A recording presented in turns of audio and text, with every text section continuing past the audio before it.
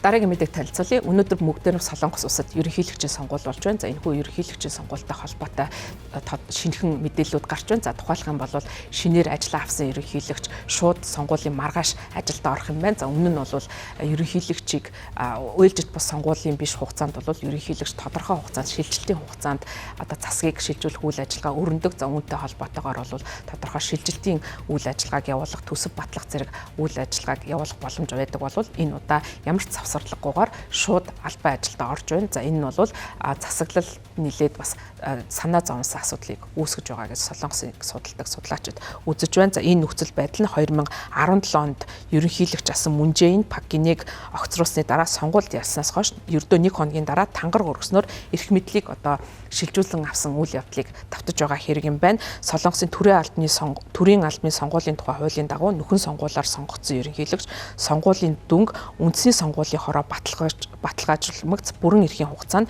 эхлэхээр одоо заасан байдаг юм байна. За энэ удаа бол 5 гаргийн өглөөний 7-оос 9 цагийн хооронд комисс батламж гардуулах хурлаа хийхээр төлөвлөсөн байна. За энэ сонгуулийн үр дүнг баталгаажуулсны дараа ерөнхийлөгчийн бүрэн эрх мэдэл одоо шадар сайдын үүрэг гүйцэтгэгч боловсролын сайдаар ажиллаж байгаа. За мөн ерөнхийлөгчийн үүрэг гүйцэтгэгч Ий Жун Хёгоос шинэ одоо удирдагч ерөнхийлөгчөж шилжих юм байна. Энэхүү хуулийн орчин уламжлал ёсоор бодлого хянах, төсвийн зохицуулалт хийх, боловсон хүчнийг шалгах үүрэгтэй шилжилтийн хороо ажиллах хугацааг олгохгүй байна. За өмнө нь бол шилжилтийн багууд ажилладаг байсан юм байна. За тэдгээр нь бол яамттай ягт хамтран ажиллаж ажлаа хүлээн авснаас 3 хоногийн дотор нэмэлт төсвөө бэлтгэхийн тулд шилжилтийн үеийг ашиглаж байсан ийм жишг байдаг.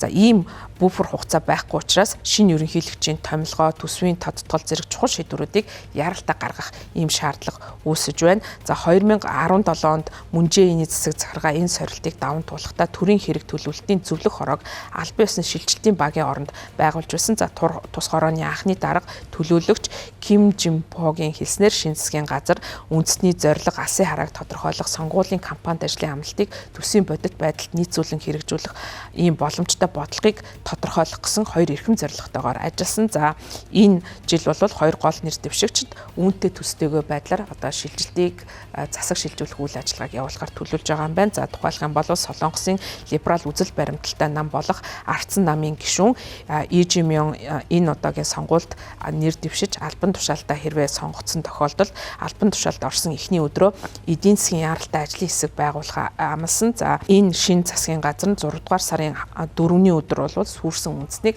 аврах үйл ажиллагааг явуулна гэж мэдгдсэн. Харин консерватив үзэл баримталтай ардын хүчний намаас нэр дэвсэн Ким Мун Су анхны заавар болгон 30 их 80 вооны төсөв батлуулахаар амласан. За тэр бол шинжээчдийн багийг цуглуулж засгийн газрын гишүүнд нэр дэвшигчдийн санал болгох зөвлөг байгуулах зорилгоор шинэ эдийн засгийн яаралтай одоо өрөөг байгуулах төлөвлөгөөг танилцуулж байгаа юм байна. За Мун Жэ-инийг ерөнхийлөгч байх үед шилжилтийн баг байхгүй байсан үүрэг гүйцэтгэгч албан тушаалтнууд хэдэн сарын туршид тухайн үүргээ гүйцэтгсэн хэвээр байх гэсэн ийм нөхцөлийг үүсгэж байсан юм байна. Пак Гинегийн үед шадар сайд сангийн сайдаар ажиллаж байсан Юу Илхо Мун Жэ-инийг тавилах асуудлыг эцэслэн шийдвэрлэх хүртэл ерөнхий сайдын үүрэг гүйцэтгэгчээр ажиллаж байсан туршлагатай. За энэ удаад үүнтэй төсөлтэй хувилбар гарах боломжтой гэж үзэж байна. За ерөнхийлөгчийн үүрэг гүйцэтгэгч Ий Жунхо энэ албан тушаалтуудаа шинэ ерөнхий сайдыг батламжих хүртэл тухайн албан тушаалыг гүйцэтгсэн хэвээр байх магадaltaй. За мөн эдийн засаг сангийн яамны удирдлагууд сонгуулийн хугацаа шахацснаас болоод төсвийн гол асуудлаа зохицуулах боломж олдохгүй байгаагаа мэдэгдэж байгаа. Шилжилтийн үйл явцыг зохих ёсоор явуулахгүй бол шинэ засгийн газар 2 дахь төсвийн тодтголоо ярилцах, за мөн 2026 оны төслийн төсөл зэрэг толгомцсон асуудлуудыг шийдвэрлэхэд хүндрэлтэй нөхцөл байдалтай тулгарч болцсошгүй байна.